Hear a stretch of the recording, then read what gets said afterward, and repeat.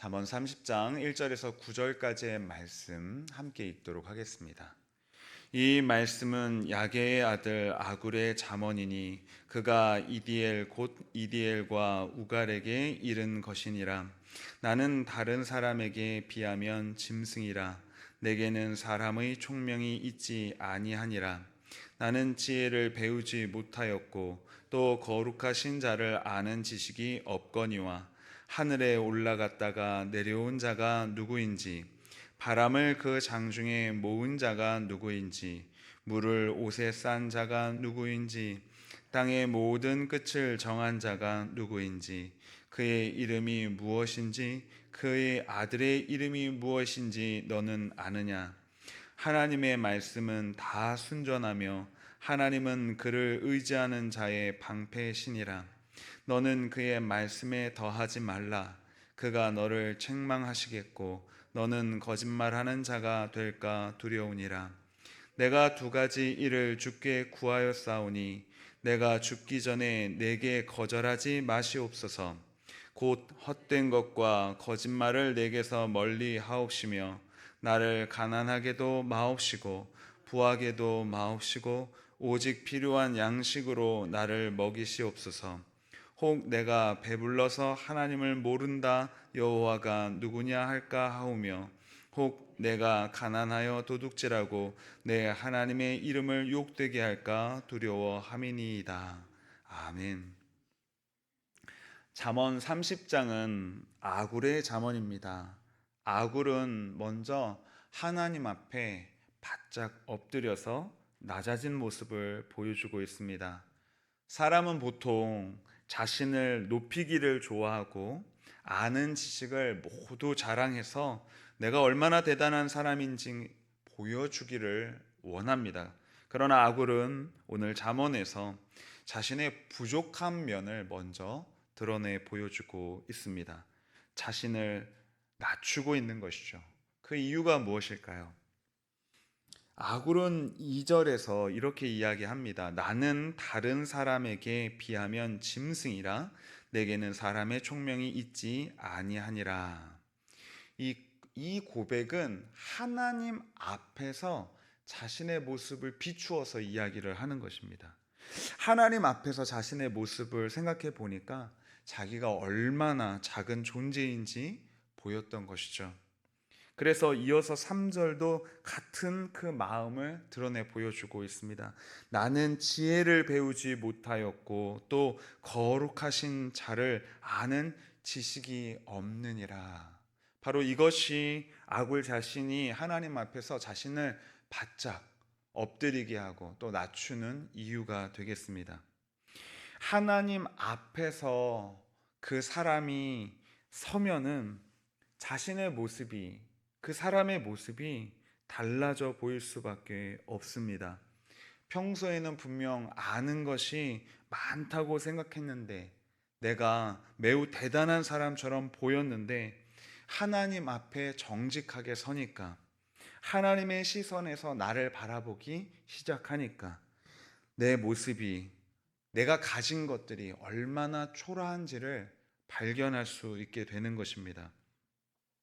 하나님 앞에 내가 마치 대단한 사람인 것처럼 무엇인가를 생각하고 판단하고 결정하고 내 인생 내가 주도하는 것처럼 살아왔지만 그러나 하나님 보시기에 나는 짐승과 같은 사람이라.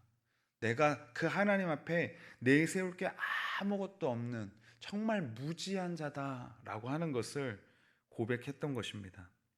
하나님 앞에 서면 사람이 마치 그 글자를 처음 배우는 아이처럼 아무것도 모르는 아이처럼 비춰질 수밖에 없는 것이죠.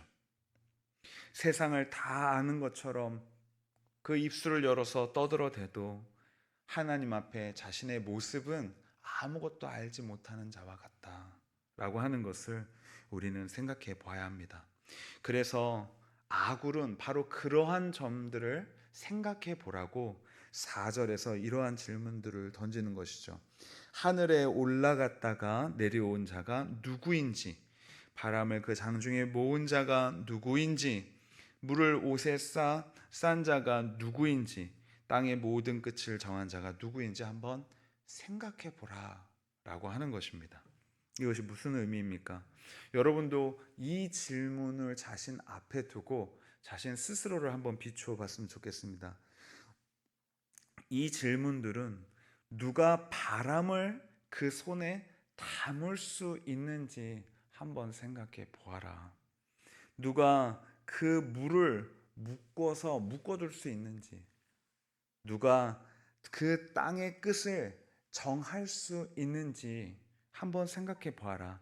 사람이 이러한 일들을 할 수 있는가? 그럴 수 없다는 것이죠. 이러한 초월적인 능력을 보여줄 수 있는 것, 이 모든 일을 행할 수 있는 것 오직 여호와 하나님 한 분밖에 없다라고 하는 것입니다. 그러니 이러한 여호와 앞에 자신이 섰을 때에 아무것도 할 수 없는 자신의 무력함을 바라볼 수 있게 되는 것이죠. 그렇기 때문에 우리는 하나님 앞에 그 마음을 낮출 수밖에 없다는 결론에 도달하게 됩니다. 그렇게 하나님 앞에서 나 자신을 바라보니까 비로소 내가 어떤 사람인지 더 정직하게 보이는 것이죠. 바로 잠언이 가르쳐주는 지혜는 이러한 자리에서 시작이 된다는 것입니다. 하나님 앞에 서서 자신의 모습을 그 하나님의 시각에서 바라보았을 때, 나 자신이 그 하나님 앞에 얼마나 낮은 존재인지를 바라볼 때 하나님께서 우리에게 주시는 그 지혜가 우리에게 나타나기 시작한다라고 하는 것입니다. 그래서 우리는 항상 하나님 앞에서 자신을 비추어 보면서, 하나님, 저는 정말 하나님 앞에 아무것도 모르는 어린아이와 같습니다. 그 글자를 처음 배우는 아이와 같습니다. 그러니 하나님께서 그 지혜를 가르쳐 주셔야 합니다. 이 마음을 가지고 그 지혜의 문을 두드려야 하는 것입니다. 여러분, 이제 말씀은 낮아진 사람에게 무엇을 의지하고 그 지혜를 얻기 위해서 무엇을 붙들어야 하는지를 분명하게 가르쳐 주고 있습니다. 5절입니다. 하나님의 말씀은 다 순전하며 하나님은 그를 의지하는 자의 방패시니라. 이렇게 이야기하고 있는 것이죠. 여러분, 아굴은 지금 자신을 의지하거나 자신의 어떤 생각을 드러내는 것이 아닙니다. 그 낮아진 마음을 가지고 이제 그 하나님을 의지할 테니 그 하나님께서 나의 방패가 되어 주시라고 이야기하고 있는 것이죠. 내 생각이 아무것도 아니라는 사실을 깨달았을 때 이 아굴은 하나님을 의지해야 한다고 우리에게 가르쳐 주는 것입니다. 이 땅 위에서 우리의 생각은 흔들릴 수 있죠. 시험에 들 수 있죠. 그리고 우리의 생각은 온전하지 않을 수 있습니다. 그러나 하나님께서 우리에게 주시는 지혜, 하나님께서 우리에게 베푸시는 그 말씀은 굳건합니다. 영원합니다. 변하지 않습니다. 그러니 내가 나 자신을 의지하면 이 세상에서 그 판단이 흔들릴 수 있고 바뀔 수 있고 흐려질 수 있지만, 우리가 온전히 그 하나님의 말씀을 붙들고 그 하나님의 말씀을 기준 삼아서 나아갈 때 그 말씀은 우리의 인생의 지혜가 되어서 결코 바뀌지 않는, 결코 흔들리지 않는 하나님의 놀라운 뜻을 전달해 주는 것입니다. 그래서 6절은 우리에게 더 세밀한 말씀을 전해주는 것이죠. 너는 그의 말씀에 더하지 말라. 그가 너를 책망하시겠고 너는 거짓말하는 자가 될까 두려우니라. 무엇을 이야기하고 있는 것입니까? 그렇게 하나님의 지혜가 하나님의 말씀으로 우리에게 주어졌을 때 거기에 내가 교만해져서 내 생각을 보태거나 그 말씀을 가감해서 빼거나 그렇게 바꾸지 말라는 것이죠. 내 생각과 내 주장을 하나님 말씀보다 앞세우지 말라고 하는 것입니다. 그러니 이 말씀 앞에 우리는 모두 겸손해져야 하는 것이죠. 우리는 말씀을 듣는다고 하면서도 사실은 그 말씀을 하나님 앞에 이렇게 들여다 놓았을 때 자꾸만 내 주장과 내 생각들을 가져다 놓고 그 말씀을 다루려고 하는 그러한 모습들을 보게 됩니다. 여러분, 성경을 읽으면서 그 말씀을 들으면서 온전히 순종할 마음으로 하나님께서 내게 어떠한 지혜를 가르쳐 주는지 말씀만 하옵소서. 그러면 그 말씀 앞에 내가 순종하겠습니다라는 그 순종의 믿음을 가지고 나아가야 하는 것입니다. 하나님 앞에 서십시오. 거기에다가 내 생각과 판단을 얹지 말고 온전히 순종할 마음으로 나아가는 여러분 되시기 바랍니다. 여러분, 이렇게 말씀에 뭔가 생각을 더한다는 것, 뭔가 내 주장과 판단을 더한다는 것, 뭔가 거창한 일 같지만 근데 손쉽게 우리 삶 가운데 나타난다고 하는 것이죠. 내 경험을 조금 더 그 말씀보다 앞세울 수도 있는 것입니다. 내가 그 말씀을 실천하는 데 있어서도 살짝 내 고집을 거기다 보탤 수도 있는 것이죠. 아주 교묘하게 알 듯 모를 듯 그 말씀을 바꾸어서 우리의 삶에 적용하려고 한다면 그것이 모두 그 말씀에 한 숟가락 내 의견을 더하는 것입니다. 하나님이 말씀하셨음에도 내 마음이 원하는 길을 조금 더 꺾어서 간다면, 내 의견을 조금 더 하나님 말씀보다 옳다고 여기면 우리는 다 그 말씀을 바꾸어서 생각하는 것이죠. 그러니 이렇게 교묘하고 세밀하게 바꾸는 부분도 생각해 보시기 바랍니다. 그렇기 때문에 말씀 앞에 우리는 다시 한번 생각해야 하는 것이죠. 나는 정말 하나님의 말씀 앞에 서 있는가? 나는 정직하게 그 말씀에 순종하고자 그 말씀 앞에 나를 비추고 있는가 하는 것입니다. 말씀을 안다고 하면서도 사실은 내 생각을 붙들고 있는 것은 아닙니까? 말씀에 순종한다고 말하면서도 사실은 내 의견대로 내 뜻대로 그 말씀을 내 멋대로 바꾸어서 살아가는 것은 아닙니까? 하나님의 말씀은 내가 다룰 도구가 아니라 바로 내가 그 하나님의 말씀을 통해서 다루어져야 합니다. 그러니 이 시간 겸손하게 그 하나님의 지혜 앞에 무릎을 꿇고, 정말 나는 아무것도 모릅니다 하나님, 나는 정말 짐승과 같습니다, 그러니 하나님 가르쳐 주시옵소서. 그 겸손한 마음으로 나아가는 여러분 되시기 바랍니다. 아굴은 이제 기도를 하는 것이죠.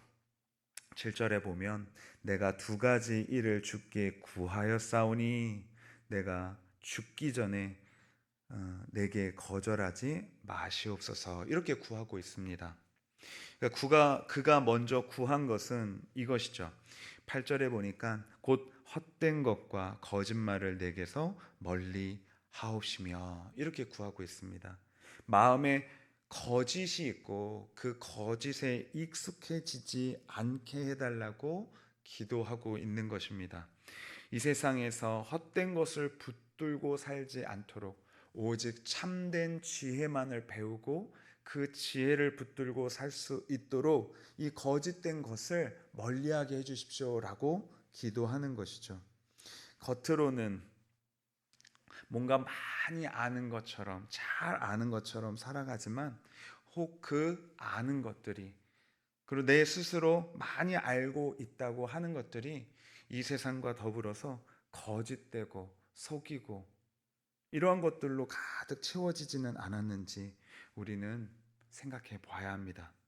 그리고 이어서 두 번째로 이렇게 구하는 것이죠. 8절에서 나를 가난하게도 마옵시고 부하게도 마옵시고 오직 필요한 양식으로 나를 먹이시옵소서, 이렇게 구하고 있습니다.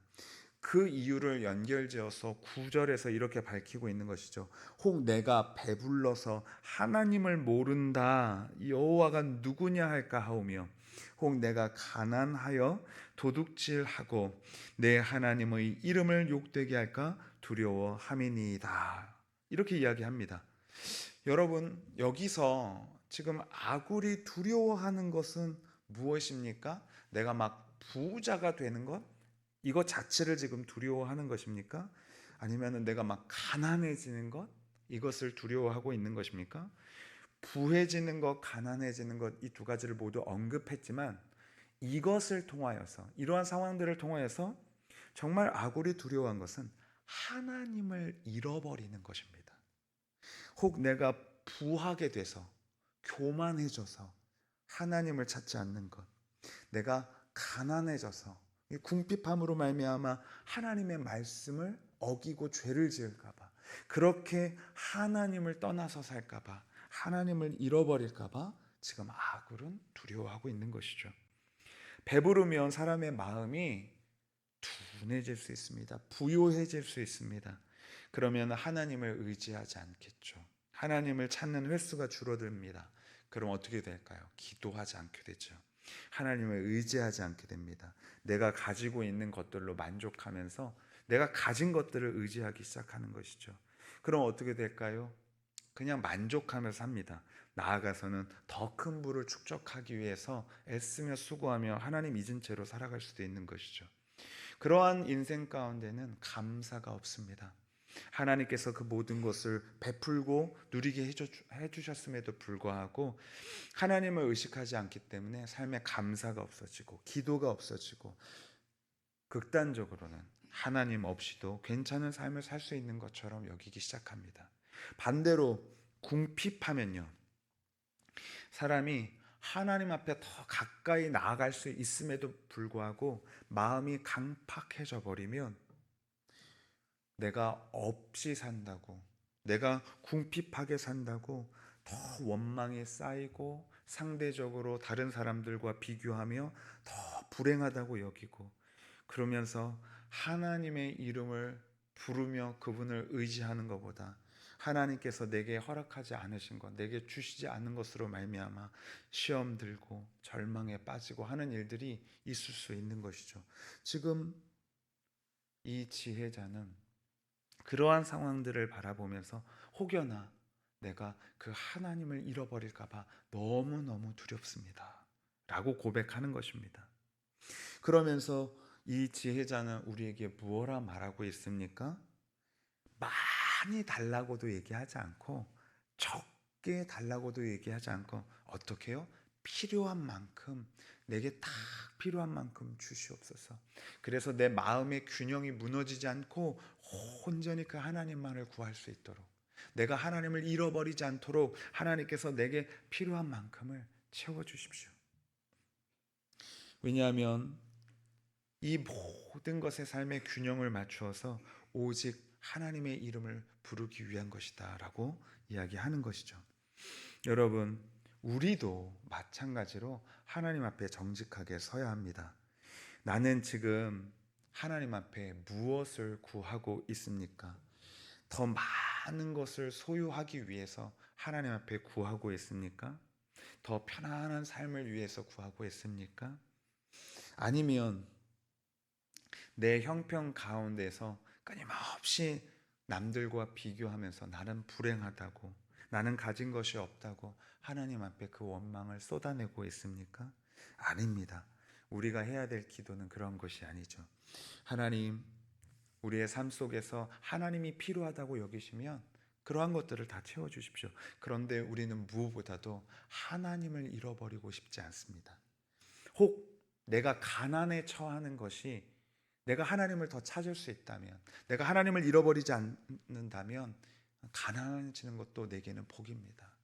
혹 내게 더 많은 것을 갖게 하셔서 하나님 계심을 알게 하시고 그 가진 것들로 더 흘려보내서 하나님의 사랑을 실천할 수 있다면 내게 부하게 되는 것도 복일 것입니다.